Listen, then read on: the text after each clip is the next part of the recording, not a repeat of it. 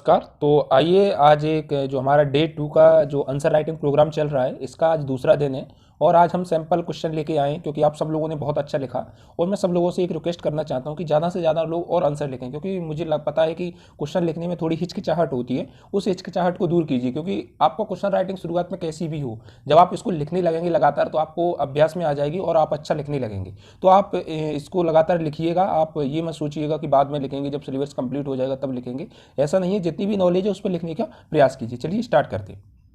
दूसरे दिन यानी आंसर राइटिंग के डे 2 पे मैंने 3 क्वेश्चन आपको दिए थे। बौद्ध धर्म 3 मार्क्स का था, बौद्ध धर्म की लोकप्रियता के कारण बताइए 5 मार्क्स का था, और हड़प्पा सभ्यता की पतन पारिस्थितिकी निम्नीकरण के कारण हुआ, ना कि भा आक्रमण के कारण। विवेचना कीजिए। ये मैंने 3 क्वेश्चन हर रोज दे रहा हूँ। तो आप जिन लोगों ने भी लिखे उन्होंने काफ़ी अच्छा प्रयास किया। मैं फीडबैक वहीं आपको टेलीग्राम पे दे देता हूँ, लेकिन आगे से कोशिश करूँगा कि सभी लोगों का कॉपी भी चेक हो जाए। लेकिन क्या होता है, अक्सर टाइम नहीं मिल पाता है, आप भी जानते हैं, क्योंकि मैं भी एज ए आपको इतना टाइम नहीं दे पाता हूँ। लेकिन आप लोगों के लिए फ्री प्रोग्राम चलाया है तो इसको निश्चित रूप से अच्छे से करेंगे। अच्छा, जो लोग यूट्यूब पे ये वीडियो देख रहे हैं या कहीं से भी कैसे भी आपको पता चल रहा है, तो आप एमपीपीएससी की जो भी व्यक्ति रोज प्रैक्टिस करना चाहता है, हम ज़्यादा क्वेश्चन नहीं देते, आप प्रीलिम्स की तैयारी कीजिए, लेकिन रोज 3 क्वेश्चन तो आप लिख सकते हैं। अगर रोज 3 क्वेश्चन, उसमें भी मैंने क्या किया, पैटर्न बनाया ताकि आपको तीनों के तीनों क्वेश्चनों का आइडिया बना रहा है, यानी 3 मार्क्स का भी, 5 मार्क्स का भी और 11 मार्क्स का भी। उसके बाद उसका सैंपल पेपर यहाँ पे मैं एनालिसिस कराता हूँ। सैंपल पेपर ही नहीं देता, उसकी बारीकियाँ भी बताता हूँ कि कैसे कैसे आपको ये सब लिखना है। अगर आपको ज्वाइन करना है तो आप या तो इसकी टेलीग्राम की ये लिंक है जो मैं डिस्क्रिप्शन में दे दूंगा, टेलीग्राम की जो लिंक है मैं डिस्क्रिप्शन में दे दूंगा, आप यहाँ भी देख सकते हैं। अगर टेलीग्राम लिंक काम नहीं कर रही है तो आप एमपीपीएससी मेंस आंसर राइटिंग ये डालेंगे और ये वाला सिंबल देखें, और उसमें लगभग अब ज़्यादा हो गए, 97 से ज़्यादा सदस्य होंगे, तो उसको आप ज्वाइन कर लीजिएगा। वहाँ आपको कॉपी वगैरह मिल जाएगी तो आप ग्रुप को पहचान लेंगे। ये सिंबल जरूर देखिएगा। चलिए आगे बढ़ते हैं हम आज के प्रश्न की ओर। डे 1 का जो हमारा प्रश्न था उसकी ओर देखते हैं। Day 2 sorry, MPPSC mains answer writing. पहला क्वेश्चन दिया था मैंने बौद्ध धर्म। कई लोगों ने बौद्ध धर्म के बारे में लिखा, एनालिसिस करना स्टार्ट कर दिया। देखिए 3 नंबर में हमको एनालिसिस ज़्यादा करने का प्रयास नहीं करना है, हमें 3 में से 3 मार्क्स लेना है। तो इसका हमें क्या करना है, सबसे पहले हमने क्या लिखा, बौद्ध धर्म के संस्थापक कौन थे। क्या सबसे पहले मैंने लिखा बौद्ध धर्म के संस्थापक क्या थे, तो गौतम बुद्ध थे। यही उनका जन्म कपिलवस्तु लुम्नी और कब हुआ ये भी लिख दिया। यानी मैंने 3 फैक्ट लिखी है, 1 2 3। उसके बाद उनकी मृत्यु कब हुई, कुशीनारा में, और 483, यानी फिर से मैंने फैक्ट 3 लिख दिए। उसके बाद त्रिरत्न, उनके जो त्रिरत्न थे बुद्ध धम्म और संघ, इसको भी लिख दिया। देखिए हमारे पास जो 3 लाइनर होता है, मैंने उसकी सैंपल कॉपी भी डाल दी। तो कई लोगों को लगा कि सर 2 लाइन मिलती है, 2 लाइन नहीं मिलती, आपको करीब करीब 3 और 3.5 लाइन मिल जाती है। तो 3.5 लाइन में आप पर्याप्त लिख सकते हैं। और देखिए यहाँ पे मैंने 4 लाइन, इवन आप 3 लाइन लिख सकते हैं, मैंने यहाँ पे 4 लाइन आपको, ताकि आपको जानकारी हो जाए कि क्या क्या लिखना है। उसके बाद मैंने 4 आर सत्य लिखे। दुख है, दुख समुदाय, दुख निरोध गामिनी प्रतिपदा, 4 आर सत्य लिख दिए। फिर उसके बाद अगर जगह बचती है, ये आपका वैकल्पिक है, जगह बचे, आप लिख रहे हैं उसमें जगह बच रही है, तो आप क्या लिखिए, विनय पटक, उनके प्रमुख ग्रंथ सुत्त पटक, अभिधम पटक। आपने बौद्ध धर्म का जो लगभग मेन विचारधारा या मेन चीजें थी वो आपने लिख दी। मैं आपको श्योर कर रहा हूं कि आप इस प्रकार लिखेंगे तो आपको 3 में से 3 मार्क्स मिलेंगे। एक व्यक्ति ने कमेंट किया कि आप वो मैप, इस छोटे से जगह में मैप कैसे बना सकते हैं, तो मैप का साइज भी हम छोटा कर सकते हैं और कहीं ना कहीं एग्जामिनर को बता सकते हैं कि हम अच्छा लिखने का प्रयास कर रहे हैं। अब चलते हैं बौद्ध धर्म के कारण, लोकप्रियता के कारण क्या थे। देखिए मैं हमेशा बता रहा हूं कि जब 5 मार्क्स का आ रहा है, या तो आप भूमिका लिखिए ही मत, डायरेक्ट कारण लिख दीजिए। अगर भूमिका लिखना चाहते तो 1 लाइन से बड़ी नहीं होनी चाहिए, जैसे मैंने यहाँ 1 से 2 लाइन की लिखी भूमिका। क्या लिखा, बौद्ध धर्म न केवल भारत बल्कि वैश्विक स्तर पर यथा नेपाल, श्रीलंका, चीन, भूटान, ताइवान आदि क्षेत्रों में भी लोकप्रिय हुआ, जिसके निम्न कारण थे। और मैं तुरंत क्या करता हूँ, भूमिका को लेकर सीधा अपने क्वेश्चन की ओर आने का प्रयास करता हूँ। भूमिका ऐसी लिखो कि डायरेक्ट हम अपने क्वेश्चन पर डायरेक्ट अटैक करने लगे। उसके बाद मैंने क्या किया, यहाँ छोटा सा मैप बना दिया और उसमें जो देश थे उनको इंडिकेट कर दिया कि ये यहाँ पे देश है। उसके बाद हम कारणों पे चले आए, शासक वर्ग का संरक्षण, उसके बाद एग्जाम्पल दे दिया, अहिंसा, सूदखोरी को नैतिक मान्यता, अतः व्यापारी वर्ग का समर्थन, क्योंकि अहिंसा होगी, यानी जो व्यापारी वर्ग हमेशा चाहता है कि शांति रहे। दूसरा सूदखोरी, यानी व्यापार, जो ऋण ब्याज पर पैसा देना लेना, उसको उस समय नैतिक नहीं मानते थे। जो ब्राह्मण ग्रंथ थे उसको नैतिक नहीं मानते थे, लेकिन बौद्ध धर्म ने उसको नैतिक माना कि व्यापारी के लिए ब्याज ले सकते हैं, दे सकते हैं। तो इस कारण भी क्या हुआ, ये फेमस हुआ।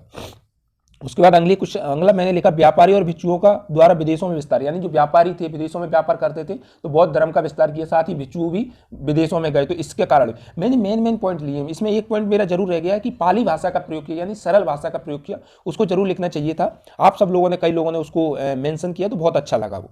समाज के निम्न वर्ग यथा शूद्रों को भी संघ में शामिल करने, जिससे सामाजिक आधार व्यापक हुआ। ठीक।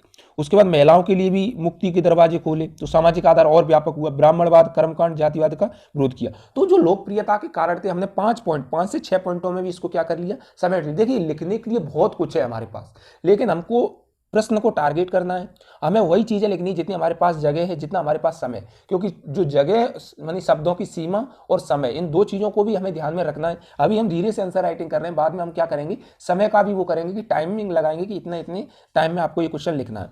उसके बाद मैंने क्या किया, थोड़ी सी भूमिका दे दी, क्योंकि इतनी जगह है, मैं सैंपल कॉपी देखने के बाद ही ये आंसर लिख रहा हूँ कि इतनी जगह मुझे मिल रही है, 10 लाइन मिल रही है, तो 10 लाइनों में ये इसको।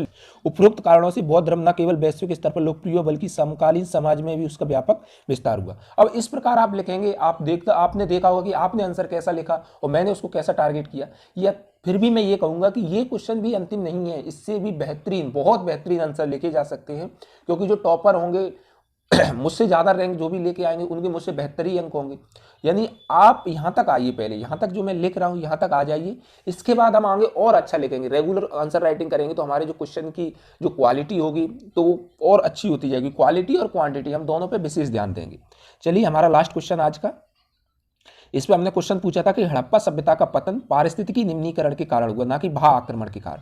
विवेचना कीजिए। देखिए दोस्तों, आपको एनालिसिस बहुत सारे लोग करा सकते हैं, दूसरे जो कोचिंगों की टेस्ट सीरीज उठा के और आपको पढ़ना स्टार्ट कर देंगे, उससे कोई फायदा नहीं होता है। क्योंकि फायदा तब होता है जब आपको एक एक चीज बताई जाए कि ये पॉइंट मैंने क्यों लिखा, इस पॉइंट का विस्तार क्यों हुआ, आप कैसे लिखें, ये सारी चीज समझाना बहुत जरूरी है। और एक चीज होती है कि आप बाहर से जो टेस्ट सीरीज है उनको लेके आए और उनको क्या किया, पढ़ दिया, तो वो तो फैकल्टी बना रही है, उनका क्या स्तर है वो आप भी जानते हैं। चलिए हम इसको देखते हैं। क्या सबसे पहले मैंने क्या लिखा, हमने क्या किया, क्वेश्चन में 3 शब्द पकड़े, हड़प्पा सभ्यता का पतन पहला शब्द, पारिस्थितिकी निम्नीकरण दूसरा शब्द, और बाह्य आक्रमण। हमें क्वेश्चन में 3 शब्द मिले और तीनों शब्दों को हमने क्या किया, पहले थोड़ा सा इसको समझने का प्रयास किया।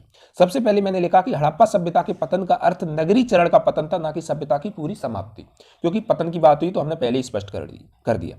उसके बाद देखा कि विवाद क्यों है, तो जहां तक पतन की बात है तो साहित्यिक साक्ष्यों की कमी, पुरातात्विक साक्ष्यों की अस्पष्टता के कारण पतन का मुद्दा आरंभ से ही विवादास्पद रहा। परिणाम स्वरूप विभिन्न विद्वानों ने पतन के कारणों को अलग अलग तरीके से सिद्धांत देने का प्रयास किया। तो हमने क्या लिखा, एक बेहतरीन भूमिका बना दी। और ये बड़ा प्रश्न है, 11 मार्क्स का है, 200 शब्द देते हैं वो, फिर भी हमने क्या किया, इसको शॉर्ट में एक भूमिका तैयार करने का प्रयास किया। अब हम क्या करेंगे, अपने क्वेश्चन की ओर बढ़ जाएंगे, क्योंकि भूमिका एक बेहतरीन लिख दी, जो एग्जामिनर होगा उसको समझ में आ जाएगा कि बच्चों को ज्ञान है, विवाद का मुद्दा क्यों है, पतन का अर्थ क्या है, ये सारी चीज हम पहले ही क्लियर कर दी। अब इसी क्रम में अब हम दूसरे शब्द पे जा रहे हैं, बाह्य आक्रमण, पारिस्थितिक निम्नीकरण। चूंकि अब हमें बाह्य आक्रमण को डिफेंड करना है और पारिस्थितिक निम्नीकरण को सिद्ध करने का प्रयास करना है, तो जिसको डिफेंड करना है उसको ऊपर ले आते हैं और जिसको सिद्ध करना है उसको बाद में ले आएंगे।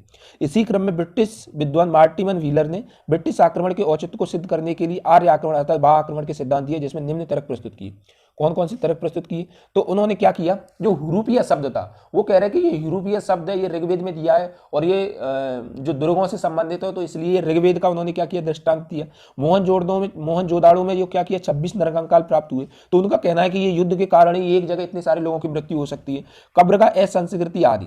लेकिन बाद में नवीन शोध हुए तो ये क्या हुआ, ये जो सिद्धांत डिफेंड हुआ और वो अपने खुद ही तर्कों को क्या नहीं कर पाए, सिद्ध नहीं कर पाए, क्योंकि युद्ध में और बहुत सारी चीज भी होती है, तो उसमें उसको सिद्ध नहीं कर पाए। एक व्यक्ति ने ये क्वेश्चन लिखा, लेकिन उनका क्या हुआ, क्वेश्चन व्यापक हो गया। मैं नाम लेना चाहूंगा उनका, सागर जी ने ये सारी चीज लिखी, डिफेंड करने का प्रयास किया। इंग्लिश मीडियम से कॉपी आप ग्रुप में देख सकते हैं, तो उन्होंने इसको डिफेंड, लेकिन हमारे पास इतनी शब्द सीमा नहीं है, जिसको हम डिफेंड करते हैं उसको हम थोड़ा ही लिखते हैं, उसके बाद जिसको हम सिद्ध करना चाहते हैं उसकी ओर ज्यादा बढ़ते हैं। लेकिन किंतु इस अवधारणा को सिद्ध करने में विफल रहे। आगे नवीन शोधों के माध्यम से पर्यावरण निम्नीकरण के सिद्धांत ने जोर पकड़ा। इसमें क्या क्या सिद्धांत दिए, संसाधनों का व्यापक दोहन, पर्यावरण ह्रास, जलवायु संबंधी परिवर्तन, जैसे राजस्थान और आसपास के क्षेत्रों में सूखा, मोहनजोदाड़ो और लोथल में बाढ़ का प्रयोग। और फिर हमने क्या किया, कुछ जो राइटर्स थे या जो विद्वान थे, पुरातात्विकविद थे, उनका नाम लिया। फेयर सर्विस, गुरदीप सिंह और विष्णु मैत्रेय ने इस तथ्य की ओर संकेत भी किया। ठीक, तो ये बात भी हमने लिख दी कि हम क्या कर रहे हैं, अपने ऊपर नहीं ले रहे हैं, क्योंकि ये जो विवादास्पद मुद्दा होता है उसको हमें स्पष्टीकरण, ज्यादा स्पष्ट लिखना नहीं है कि ऐसा हुआ ही होगा, पारिस्थितिक निम्नीकरण से ही हुआ होगा, क्योंकि ये भी सिद्धांत अभी पूरी तरह से मान्य नहीं है। इसको सिर्फ ये है कि ये और सिद्धांतों की अपेक्षा इसको मान्यता ज्यादा प्राप्त है। तो इसलिए हमने क्या किया, जो अपना निष्कर्ष दिया उसमें क्या लिख दिया, इस प्रकार हड़प्पा सभ्यता का व्यापक विस्तार को देखते हुए ये उचित प्रतीत होता है कि हड़प्पा सभ्यता के पतन में कोई एक कारण उत्तरदायी नहीं बल्कि इसके अनेक कारण उत्तरदायी हैं, जिसमें पारिस्थितिकी निम्नीकरण का सिद्धांत अधिक मान्यता प्राप्त है। तो दोस्तों इस प्रकार हम प्रत्येक प्रश्न को करने का प्रयास कर रहे हैं। उम्मीद है कि आपको ये सीरीज बहुत पसंद आ रही होगी। मैं आपसे एक विशिष्ट रिक्वेस्ट करता हूँ, यदि आपको ये सारी सीरीज अच्छी लग रही हो, मैं लगातार इसको लगातार बनाए रखूँ, तो प्लीज़ जो भी लोग देख रहे हैं चैनल को सब्सक्राइब जरूर कीजिएगा और वीडियो को लाइक कीजिए, ज़्यादा से ज़्यादा चैनल को शेयर कीजिए ताकि और ज़्यादा से ज़्यादा लोग जुड़ सकें। साथ ही आप टेलीग्राम चैनल जरूर ज्वाइन कीजिए, वहाँ पर आपको रोज क्वेश्चन मिलते हैं जहाँ आप इसको कर सकते हैं। तो बहुत बहुत धन्यवाद दोस्तों। जय हिंद, जय भारत।